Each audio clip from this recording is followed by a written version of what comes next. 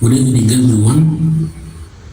Today's lecture is titled School Age Children, Public Health Perspective in East Africa. And this session focuses on children who are typically between the ages of 5 and 14 years, a stage of life that is often overlooked in public health discussions, yet critically important. School-age childhood is a period of rapid physical growth, cognitive development, emotional maturation, and socialization. It is also a stage where lifelong health behaviors, risks, and protective factors are established. In East Africa, the health of school-age children is shaped not only by biology, but also by education systems, family structures, community environments, social norms, economic conditions, and public policy.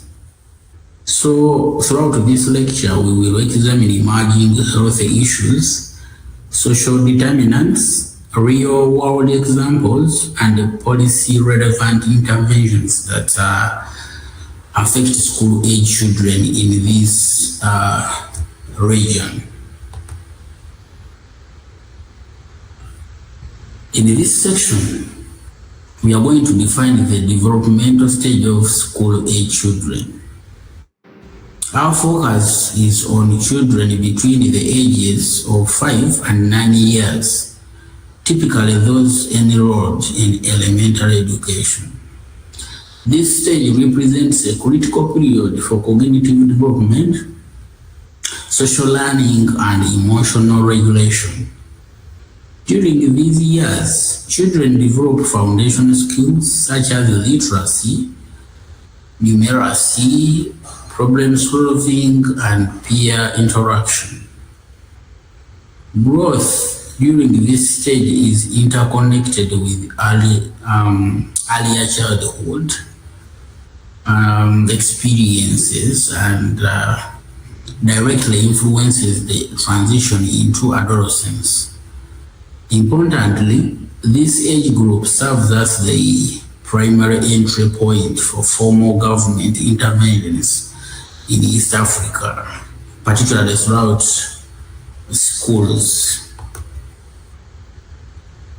To understand child health in East Africa, we must begin with demographics. Unlike high-income countries such as the United States, where pediatric populations are relatively stable, East Africa experiences there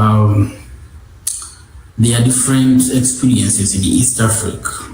So East Africa experiences a pronounced youth barrage, and in Kenya, approximately 38% of the population is under the age of 15. In Uganda, this figure rises to nearly 46%, while in Tanzania stands at approximately 43%. And these figures illustrate the scale of responsibility placed on education, health, as well as social protection systems.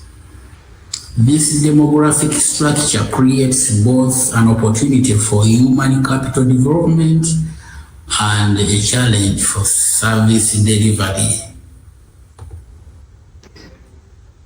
Let us look at evolution of family structures. Family structures in East Africa are evolving rapidly. There is a gradual shift away from traditional extended family networks towards more urban, nuclear, and fluid household arrangements. Single-parent households are becoming increasingly common due to migration, conflict, and economic pressures. We also observe a rise in child-headed households, particularly in post-conflict settings and areas heavily affected by HIV. Another emerging pattern is the skip generation household where grandparents serve as primary caregivers. And these changes directly influence supervision, emotional security, and access to resources for children. Household fluidity has direct consequences for child health. Frequent housing changes disrupt school continuity, weaken peer relationships, and interrupt access to healthy services. And changes in caregiver status are often associated with income instability and financial shocks. Emotionally, disruptions in attachment can lead to chronic stress, anxiety, and behavioral difficulties. So, from a public health perspective, instability functions as a risk multiplier rather than an isolated factor. Let us look at assessment of family dynamics. When working with school-age children, public health professionals must assess family dynamics carefully and respectfully. This requires asking open-ended, non-judgmental questions. Examples include asking who currently lives with the child, how caregivers are related to the child, and whether there have been recent changes such as separation or death. It is also essential to determine who holds legal guardianship and who is involved in daily care. These questions help identify hidden vulnerabilities and inform appropriate interventions. Income is one of the most powerful social determinants of health. And in East Africa, rural poverty remains a persistent barrier to school readiness and sustaining the attendance. Structural inequalities limit access to adequate nutrition, clean water, and sanitation. And chronic poverty also triggers physiological stress responses in children, affecting brain development, immune function, and long-term health. Poverty should therefore be understood as both a social and biological risk factor. This slide introduces the concept of allostatic load and toxic stress. Toxic stress occurs when a child experiences strong, frequent, or prolonged activation of stress response system without adequate support. Elevated cortisol levels disrupt metabolic regulation and impair learning and memory. Chronic inflammation increases the risk of asthma and cardiovascular disease later in life, and immune function is weakened, making children more susceptible to infections. So, these biological effects help explain why social adversity translates into long-term health disparities. Let us go ahead and look at epigenetics, the intergenerational toll. Toxic stress does not affect only one generation. Epigenetics explains how environmental stressors can alter gene expression without changing DNA sequences. and these changes may be passed to offspring, perpetuating cycles of vulnerability across generations. And in high poverty communities, this mechanism contributes to persistent health inequities despite individual resilience efforts. And public health interventions must therefore focus on breaking intergenerational cycles, not just treating symptoms. Let us look at pediatric risks by income level. This table highlights disparities in pediatric health outcomes by income level. Children in low-income households face significantly higher risks of untreated dental decay, asthma, stunting, and developmental delays.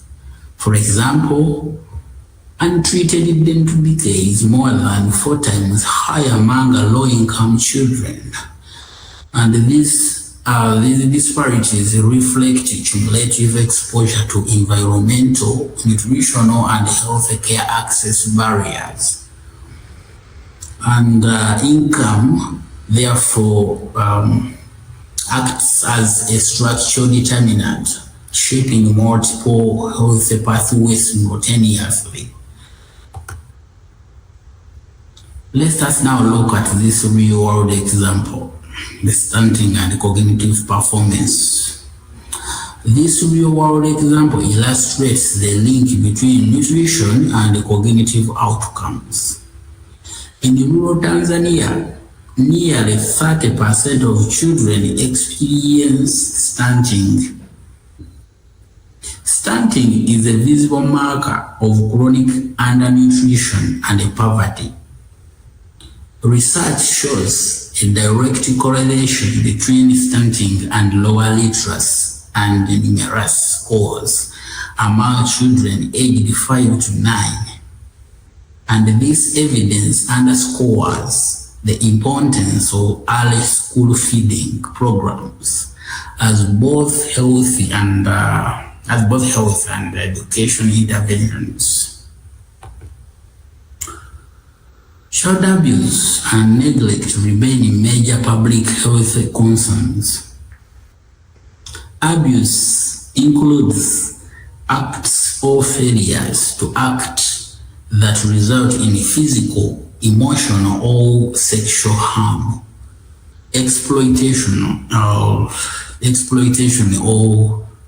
death, and physical and sexual abuse involve direct acts of harm. Neglect, on the other hand, refers to the omission of essential care, including health care, nutrition, and supervision. Emotional abuse includes verbal harm and chronic withdrawal of emotional support. These experiences, these occurrences or experiences have profound and lasting effects on mental and physical health. Let us now look at reporting and barriers in East Africa. Schools play a critical role in identifying child abuse and neglect. However, reporting is often constrained by cultural norms surrounding discipline. And in many rural areas, formal child protective services are limited or absent. As a result, a significant proportion of psychiatric disorders in children are secondary to unaddressed adversity.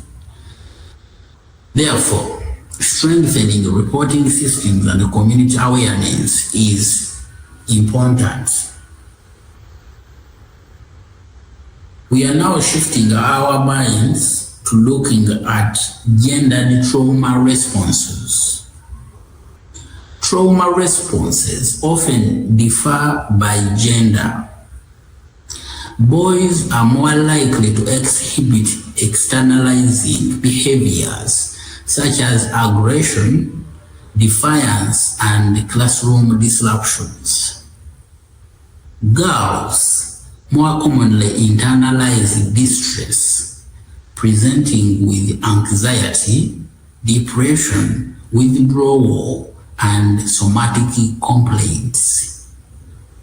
Recognizing these patterns help educators and health professionals or experts avoid mislabeling trauma-related behaviors. This slide presents a real-world public health example drawn from everyday life in East Africa, especially Uganda. In Uganda, thousands of school-age children rely on boarders or motorcycles, taxis to commute to and from school. This mode of transport is widely used because it is affordable, fast and accessible, especially in areas with limited public transport. However, this practice comes with significant risks. Pediatric road traffic injuries are common, and children are particularly vulnerable due to their smaller body size and lack of protective equipment. The slide emphasizes that high rates of pediatric road trauma represent a preventable public health problem. Injuries sustained during border accidents can lead to long-term disability, school dropout, and in severe cases, death. Public health advocacy is therefore essential. This includes pushing for child-sized helmets, enforcing passenger limits, and strengthening road safety regulations. These interventions are not only about transport policy, but also about protecting children's right to safe access to education. Let us now look at judicial and welfare frameworks. Effective child protection requires strong judicial and welfare frameworks. The priority should be safe family reunification and preservation whenever possible. Systems must address implicit bias in reporting and decision-making. Interventions should focus on family well-being rather than punishment. Training community leaders in trauma-informed care strengthens local response and capacity. Despite adversity, protective factors can buffer children from harm. Teaching self-regulation and problem-solving skills enhances resilience. Stable environments, including safe housing and positive school climates, promote emotional security. Mentorship by non-abusive adults provides consistent support and guidance. Public health strategies should aim to strengthen these protective factors. Let us now look at refugee and internally displaced children. East Africa hosts millions of displaced children fleeing conflict and climate-related disasters. Lack of legal status often restricts access to health care and education. Language barriers further limit school integration. Public health professionals have an ethical obligation to practice cultural humility and and inclusive care. Displacement must be addressed as both a humanitarian and a public health issue. Let us now look at health implications of the journey. The migration journey itself poses serious health risks. Children are exposed to violence, separation, and physical danger during flight. Overcrowded transit camps increase the risk of infectious disease transmission. Psychologically, children experience anxiety, fear, and uncertainty regarding legal outcomes. These cumulative exposures necessitate trauma-informed multisectoral responses. Let us look at this real-world example. 3. Education in Bidibidi, Uganda. Uganda's refugee policy allows displaced children to attend local schools. However, overcrowding presents major challenges. In settlements such as Bidibidi, classroom ratios may reach 100 students per teacher. This severely limits the identification of learning disabilities and emotional trauma. The example illustrates how progressive policy must be matched with adequate resources. The science of adverse childhood experiences. On this slide, we are looking at the science of adverse childhood experiences, commonly referred to as SES. Adverse childhood experiences are stressful and traumatic experiences that occur early in life, and extensive research has shown that these experiences are strongly associated with negative health and social outcomes across the entire lifespan. These experiences are not isolated events. They interact with a child's developing brain, immune system, and stress response mechanisms, shaping how the body and the mind respond to challenges later in life. The first category of SES includes physical, sexual, and psychological abuse.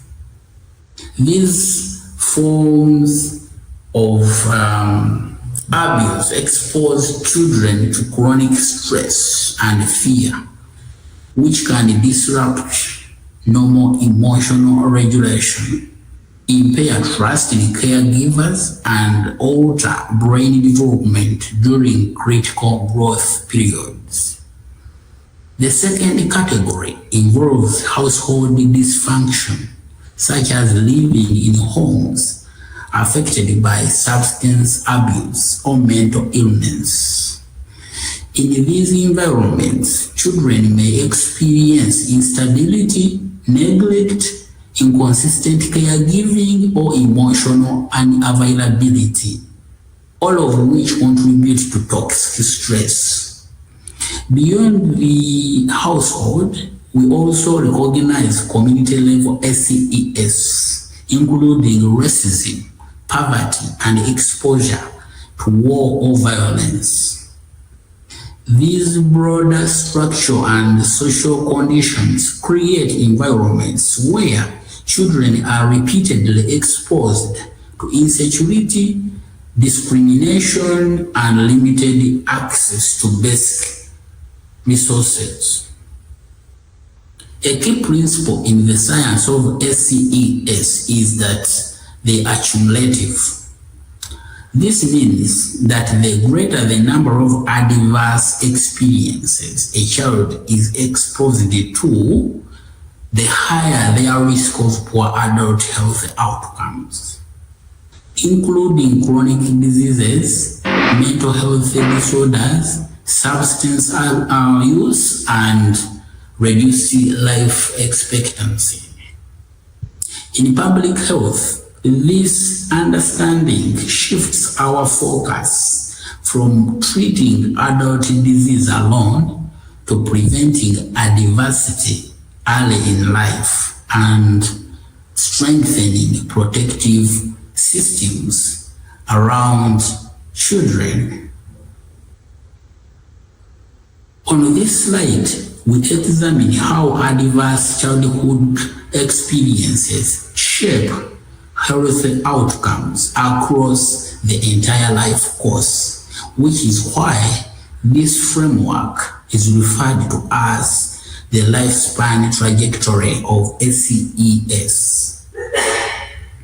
The central idea here is that early adversity does not end in childhood. Instead, it sets in motion a chain of biological, psychological, and social effects that accumulate over time. The first stage in this trajectory is adverse childhood experiences themselves, such as abuse, neglect, household dysfunction, poverty, and discrimination. These experiences expose the child to chronic and repeated stress during sensitive developmental periods. The second stage is disrupted neurodevelopment. When children are exposed to prolonged stress without adequate buffering from supportive caregivers, the developing brain adapts for survival rather than learning. This affects brain structures responsible for emotional regulation, attention, memory, and executive functioning. As a result, the third stage involves social, emotional, and cognitive impairment. Children may struggle with emotional regulation, interpersonal relationships, concentration in school, and problem-solving skills, which directly affects educational performance and social integration. The fourth stage is the trajectory, is the adoption of healthy risk behaviors. So this is the fourth stage in the trajectory, adoption of healthy risk behaviors. As children grow into adolescence and adulthood, unresolved trauma may increase. The likelihood of behaviors such as substance use, unsafe sexual practices, poor dietary habits, and physical inactivity, often as coping mechanisms. Over time, these behaviors and the early biological changes contribute to the fifth stage, which is disease, disability, and social problems. This includes higher rates of non-communicable diseases, mental health disorders, unemployment, incarceration, and reduced socioeconomic instability. And the final stage in this trajectory is early death. Research consistently shows that individuals with higher ACE scores have a significantly increased risk of premature mortality driven by chronic disease, injury, violence, and mental health conditions. And this slide therefore also visually reminds us that protective factors can alter this trajectory. Positive influences such as safe and nurturing care, good nutrition, access to green spaces, positive peer relationships, and affordable health care can interrupt or soften the negative pathway created by early adversity. From public health perspective, this lifespan model reinforces the importance of early prevention, sustained social protection, and continuous support across childhood and of course adolescence and adulthood. Let us now look at protective factors mitigating damage. After understanding how diverse childhood experiences shape negative outcomes across the lifespan, this slide shifts our focus to protective factors which are critical in mitigating the damage caused by early adversity. Protective factors are conditions or relationships that buffer children from toxic stress, reduce the biological impact of adversity, and promote resilience even in challenging environments. The most important message on this slide is highlighted early.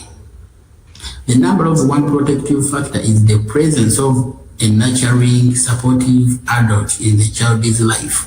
This could be a parent, caregiver, teacher, health worker, or a consistent adult who provides emotional safety, stability, and positive guidance. Research shows that even in the presence of multiple SES, one stable and caring relationship can significantly reduce long-term harm. Protective factors operate at multiple levels. At the environmental level, protection includes safe neighborhoods, access to parks and green spaces, and reliable access to clean water. These conditions reduce daily stressors, lower exposure to violence and disease, and create spaces where children can play, socialize, and develop safely. At the individual level, protective factors include cognitive capacity and emotional regulation. Skills such as problem solving, impulse control, and the ability to manage emotions help children respond to stress in healthier ways and improve academic and social outcomes. At the community level, protection comes from structures such as faith-based support systems, school feeding programs, and community organizations. And these systems provide both material support and a sense of belonging, particularly in low-resource settings. From a public health perspective, this slide emphasizes that intervention should not only aim to reduce risk, but also actively strengthen protective systems. Policies and programs that support caregivers, improve community infrastructure, and enhance school and social services can give significantly broader life trajectories. In summary, while SES increase vulnerability, protective factors create resilience, and investing in them is one of the most powerful strategies in child and population health.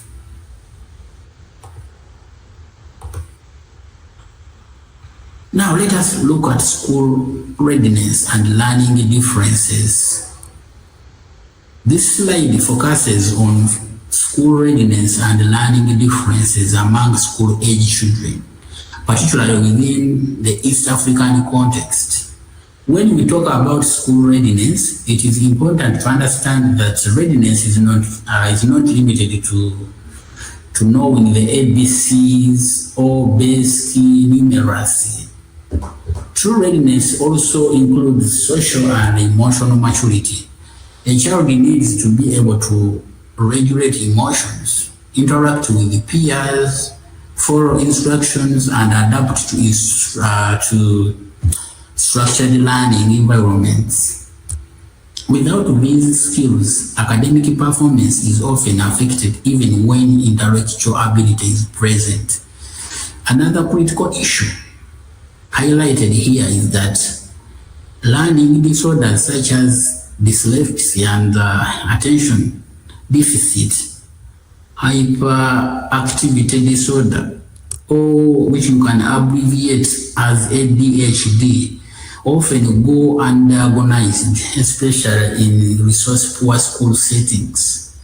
and many schools lack trained personnel, screening tools, and also sometimes referral systems, leading to children being mislabeled as lazy, disruptive, or slow learners rather than receiving appropriate support. And from a public health perspective, this is not only an education issue, but also a health systems issue. The public health role involves integrating developmental and learning screenings into routine primary health care visits. And early identification allows for timely referral, intervention, and support, which significantly improves long-term educational and life outcomes for the affected children. Let us shift our minds to bullying and schoolyard violence. This slide addresses bullying and schoolyard violence as a major public health concern among school-age children. Bullying is not a harmless childhood experience.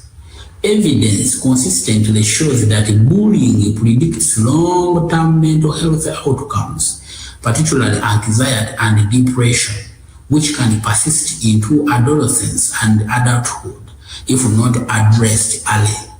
One emerging concern in the East African urban context is cyberbullying, which is increasing in cities such as Nairobi and Kampala, of course in other cities. As access to smartphones and social media expands, bullying is no longer limited to the school compound. It now follows children into their homes through digital platforms, making it continuous and harder to escape. This slide also highlights corporal punishment, described here as persistent form of structural violence. Even where policies discourage physical punishment, it remains embedded in some school and disciplinary systems. Corporal punishment normalizes violence, reinforces fear-based control, and contributes to both physical and psychological harm. So, from a prevention and response perspective, the recommended approach is intervention at the whole school level, and this includes clear anti-bullying policies, teachers training, self-reporting mechanisms for students, parental engagement, and promotion of positive discipline practices. And addressing bullying effectively requires coordinated action across the education, health, and child protection sectors. Let us now look at mental health and neurodiversity. This slide focuses on mental health and neurodiversity among school-age children, emphasizing that neurological and emotional differences are part of the human diversity and require appropriate recognition and support within public health and education systems. The first component highlights the autism spectrum. In East Africa, awareness of autism is gradually increasing. However, access to specialized schooling and support services remains very limited. And many children on the autism spectrum are either excluded from mainstream education or placed in classrooms that are not equipped to meet their developmental and sensory needs. This gap often results in underachievement, social isolation, and misinterpretation of autism-related behaviors as discipline problems rather than neurodevelopmental differences.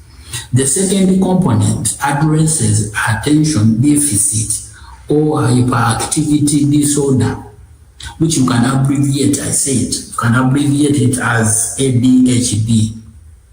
In crowded classrooms, particularly those with high student to teacher ratios, ADHD is frequently misinterpreted as bad behavior, disobedience, or sometimes lack of discipline. As a result, affected children are more likely to be punished rather than supported. From a public health perspective, this reflects a systemic failure to screen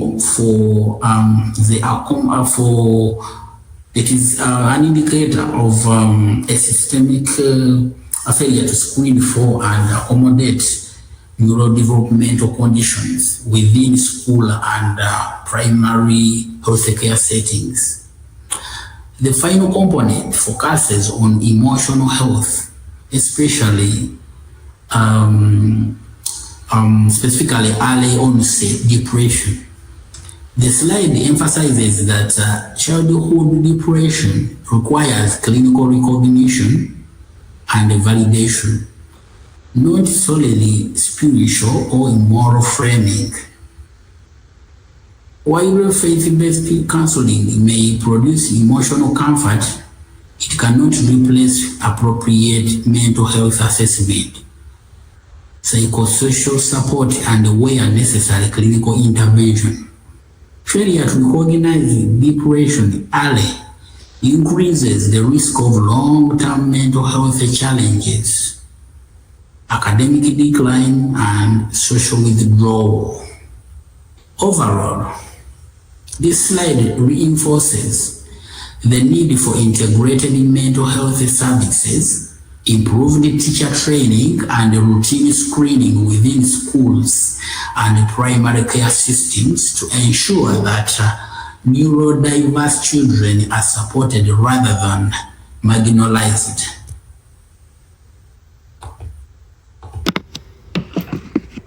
This slide addresses vaccination. It looks at vaccination, and it addresses its coverage among school-age children with a specific focus on 5 to 9 year age group, highlighting both the public health importance of immunization and the practical challenges faced in East African context. The slide begins by emphasizing that immunization does not end in early childhood. While much attention is given to vaccines in infancy, the school age period remains a critical window for booster doses and newly introduced vaccines that protect children as they grow and become more socially mobile. One key immunization highlighted is the human papillomavirus, which is abbreviated as HPV vaccine, which in several East African countries is introduced starting at age 9, particularly for girls. This vaccine plays a crucial role in preventing cervical cancer later in life, making it a long-term investment in population health. However, uptake can be affected by misinformation, cultural beliefs, and sometimes limited awareness among caregivers. The slide also notes that the importance of booster shots for tetanus and polio, as immunity from early childhood vaccinations can wane over time. Booster doses are essential to maintain protection, especially in environments where exposure risk remains high due to disease, poor sanitation, or population movement. Finally, The slide also highlights persistent challenges to vaccination coverage, particularly vaccine hesitancy and last mile logistics.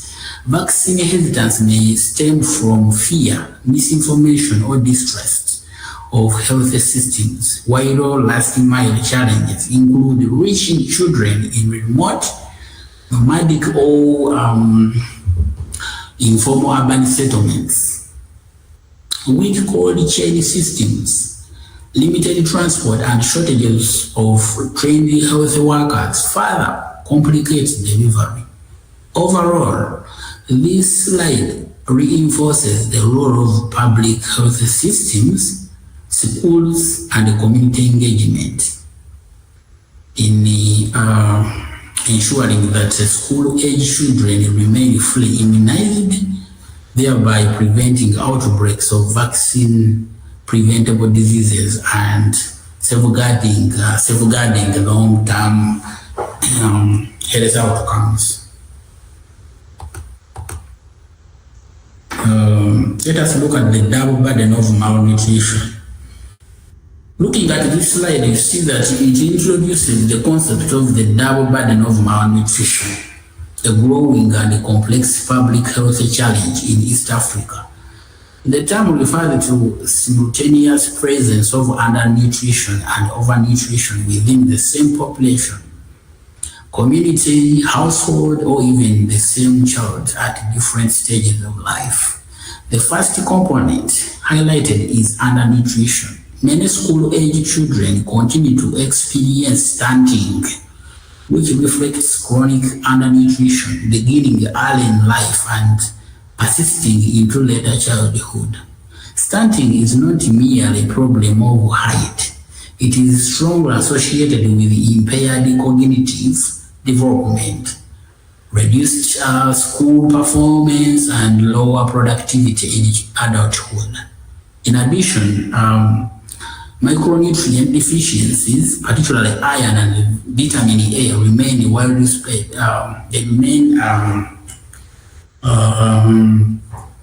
globally spread, and iron deficiency contributes to anemia, fatigue, poor concentration, and weakened immunity, while vitamin A deficiency increases vulnerability or susceptibility to infections and vision problems.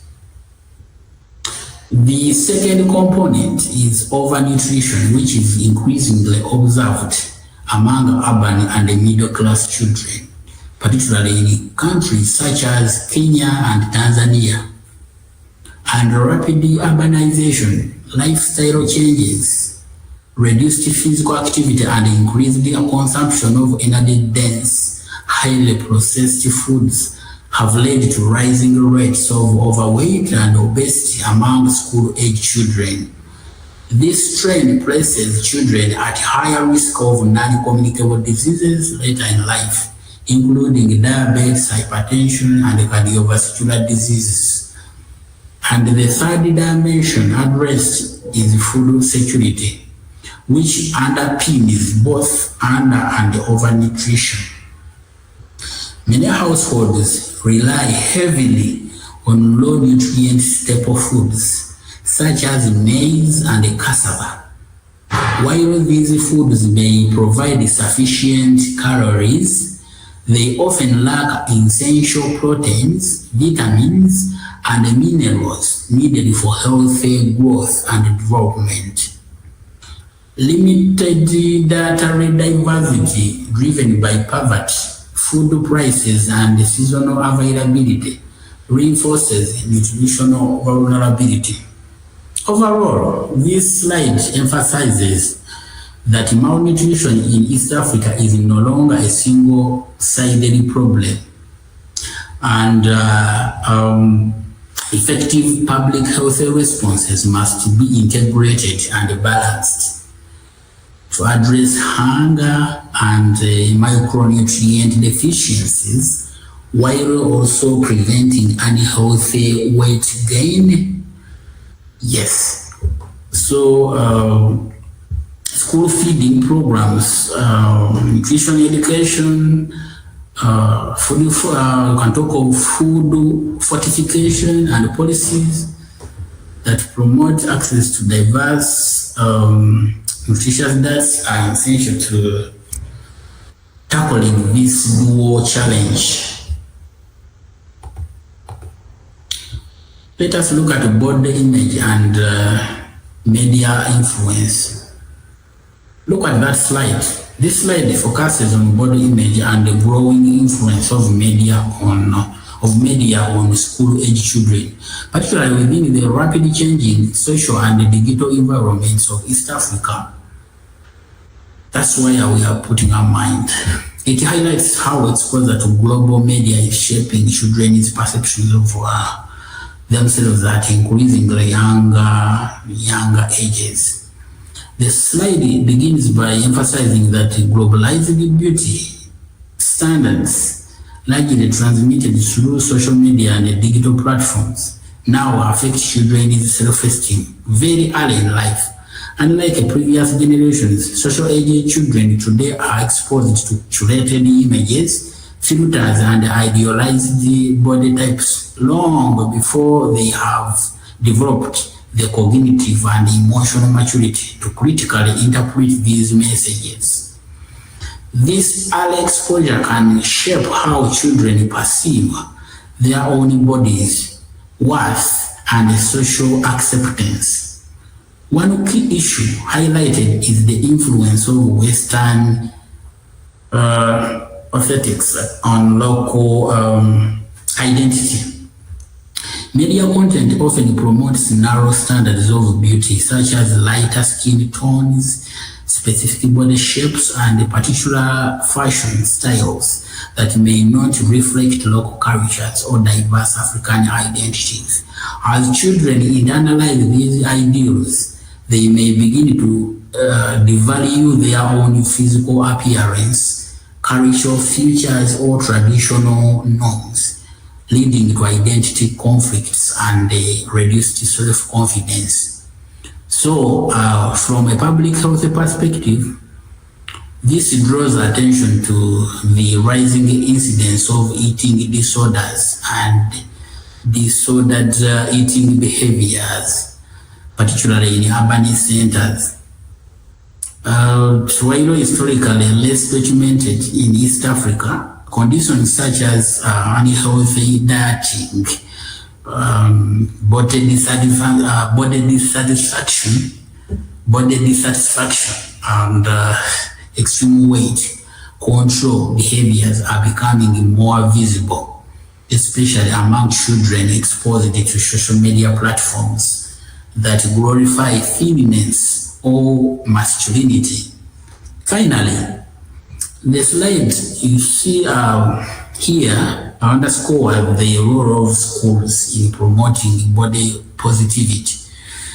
Schools are positioned as critical settings for early intervention by fostering media literacy, encouraging healthy self-image, and reinforcing the idea that bodies naturally come in different shapes, sizes, and abilities.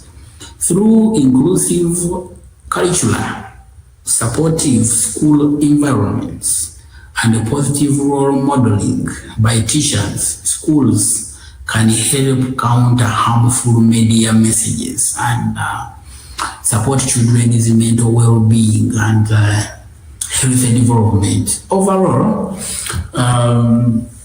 looking at these slides, you see that it highlights body image as an emerging but important public health issue among school-age children, requiring coordinated efforts from educators, health professionals, families, as well as policymakers.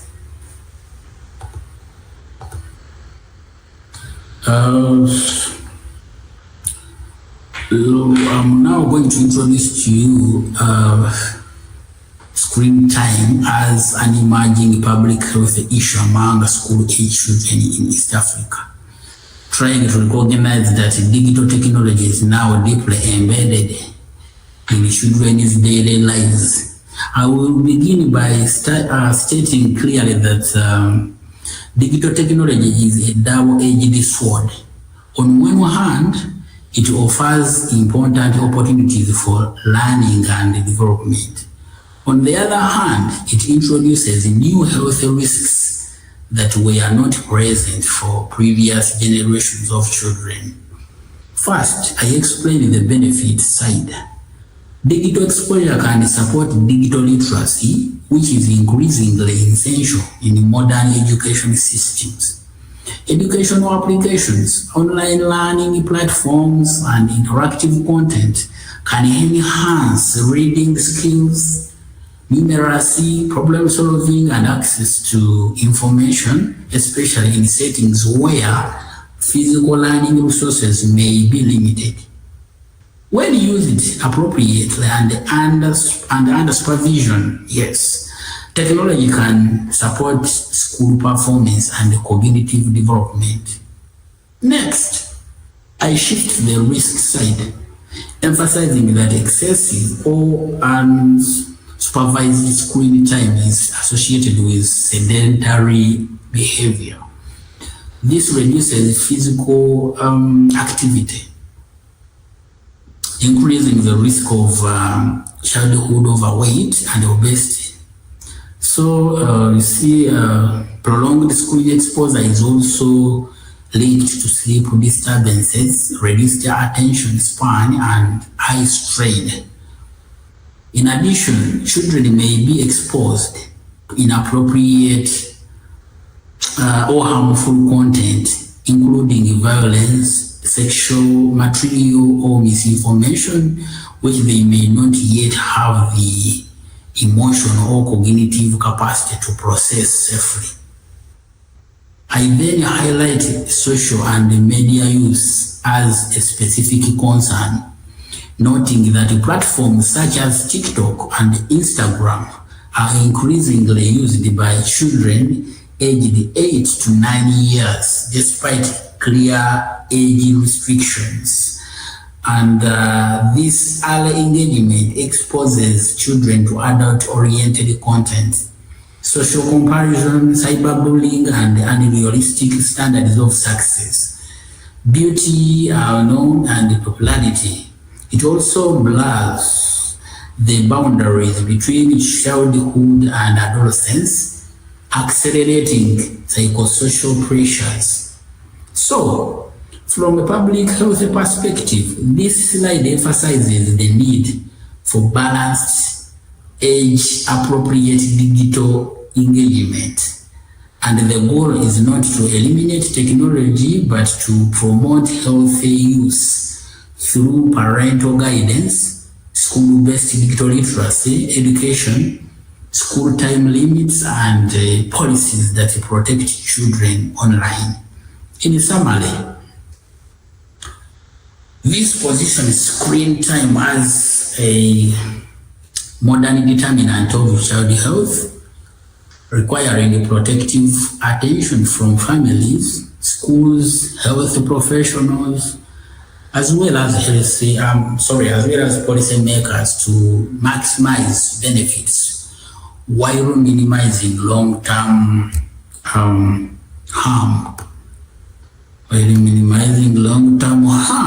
Now, let us look at an emerging issue, vaping. On this slide, I'm introducing vaping as an emerging and rapidly evolving public health concern among school-age children, particularly within urban settings in East Africa. I begin by explaining that vaping was initially perceived as a problem confined to high-income countries and adult populations. However, this perception is no longer accurate. Increasingly, vaping is becoming visible within urban youth cultures, especially in cities such as Nairobi, where it is often framed as modern, fashionable, and socially desirable among the younger people. I then emphasize that one of the key drivers of this trend is aggressive and strategic marketing. Vape products are deliberately marked using bright colors, sleek designs, and fruit or candy flavored, cartridges, which are highly appealing to children and adolescents. These flavors lower the perceived risk and mask the harshness of nicotine, and trying to it makes the initiation easier for the school age children who would otherwise avoid tobacco products. Next, I address a critical misconception that fuels vaping uptake. There is a widespread belief that vaping is safer than shisha or cigarettes. While it is often promoted as a harm reduction tool for adult smokers, this framing is misleading when applied to children. Vaping products still deliver nicotine, and which is highly addictive and interferes with brain development, attention regulation, impulse control, and emotional maturity in young people. And additionally, the long-term respiratory and cardiovascular effects of vaping remain incompletely understood. I also explained that vaping can act as a gateway behavior, increasing the likelihood that children will later transition to cigarette smoking, shisha use, or other substance abuse or use, And from a life course perspective, early exposure significantly raises the risk of long-term dependencies and, chronic disease. So, from a public health standpoint, I stress that the appropriate response is prevention, not normalization. Public health professionals must actively advocate for strict age verification laws. Also looking at regulation of advertising, bans on child-appealing flavors, and enforcement of sales restrictions. Schools and communities also play a key role through health education that clearly communicates risks and challenges, and challenges misinformation. So I would like to conclude this this point by telling you that by reinforcing that vaping among school age children, it is not a harmless trend, but a preventable public health threat that requires coordinated action across policy, education, and health systems to protect children during this critical stage of development.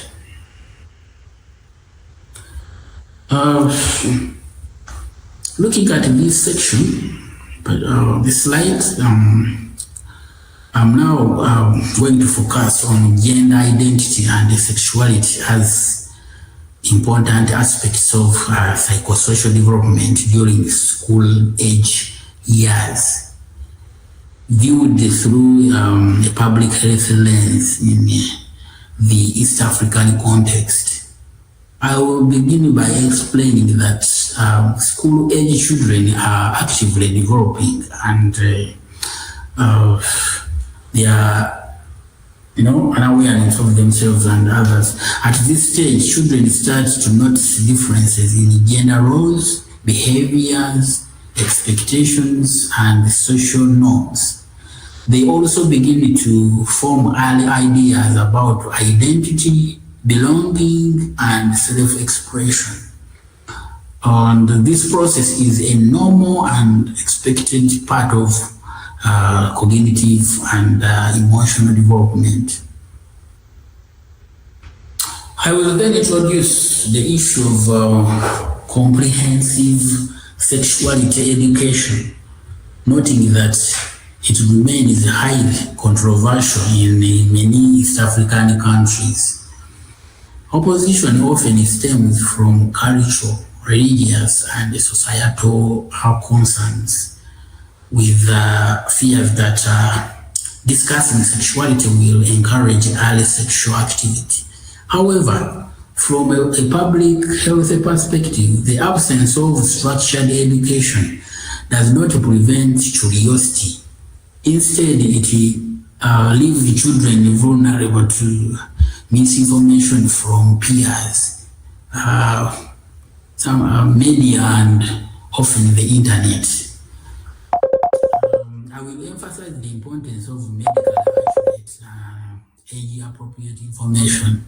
At the school age level, this does not mean explicit sexual content. Rather, it includes basic concepts such as border awareness, personal boundaries, understanding puberty-related changes, recognizing inappropriate behavior, and knowing when and how to seek help. So, accurate information supports healthy development and reduces fear, shame, and confusion. I would also like to stress the role of safe spaces in children's environments. Schools, families, health facilities, and community programs should provide supportive and non-judgmental spaces where children feel comfortable asking questions about identity, body changes, and emotions. When children are silenced or punished for asking questions, they are more likely to internalize stigma or seek unreliable sources of information. From a public health standpoint, I will highlight that addressing gender identity and sexuality early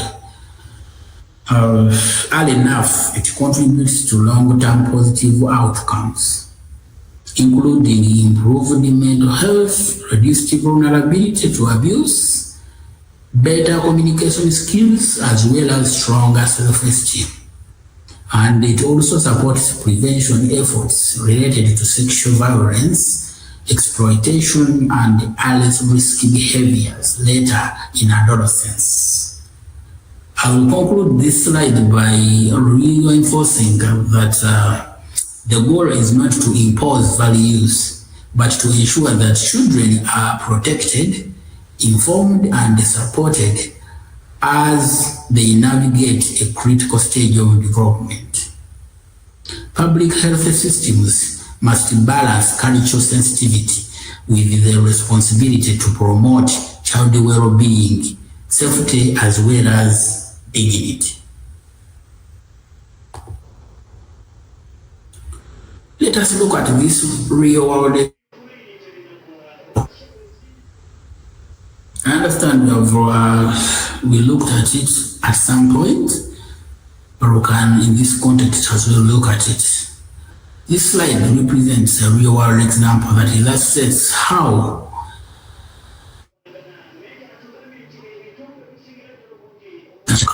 in Uganda here, thousands of school-age children rely on border motorcycle taxis as their, primary means of commuting and from school.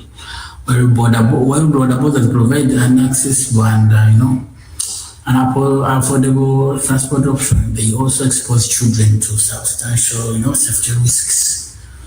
And in Uganda here, we experience high rates of pediatric road traffic injuries, and children are particularly vulnerable due to their physical size, limited protective gear, and frequent overcrowding on motorcycles.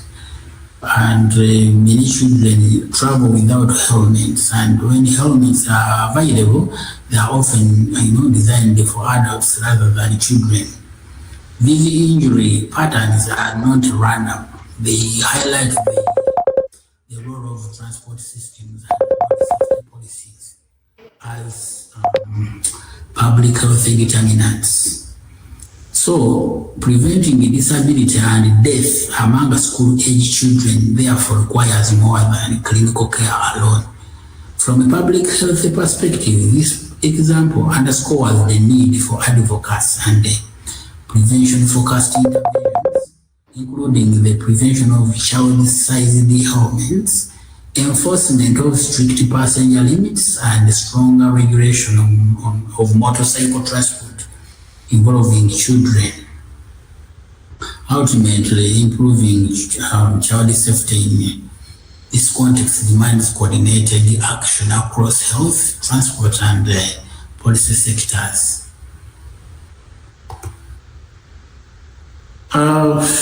Looking at the life course perspective, we see that this slide introduces the life course perspective, a key public health framework for understanding child and adolescent health. The life course perspective emphasizes that health outcomes in adulthood are shaped by exposures, sometimes protections, and risks experienced early in life. What happens during childhood does not stay in childhood. It accumulates and influences physical, mental, and social health across the lifespan. And from this perspective, improving child health requires coordinated action across multiple sectors rather than isolated interventions. First, legislation plays a critical role. Laws that protect children from child labor and early marriage help safeguard their physical development, educational attainment, and long-term health outcomes. These legal protections reduce exposure to early trauma and exploitation, which are known risk factors for poor adult health. Second, social services are essential in supporting families. Cash transfer programs and social safety nets help reduce household poverty, food insecurity, and stress. By stabilizing, we see that by stabilizing family environments, these interventions create conditions that support healthy child development and reduce vulnerability to neglect and abuse. And looking at the third one, we see that the clinical sector has a continuous role throughout childhood. Routine screening for adverse childhood experiences, or SCEs, as we saw earlier, during pediatric visits allows health workers to identify early signs of trauma and psychosocial risk. So, early identification enables timely, referral and intervention before long-term harm happens. Together, these legislative, social, and clinical actions demonstrate how a life course approach shifts public health from crisis response to prevention, protection, as well as long-term investment in human health. Thank you so much for listening.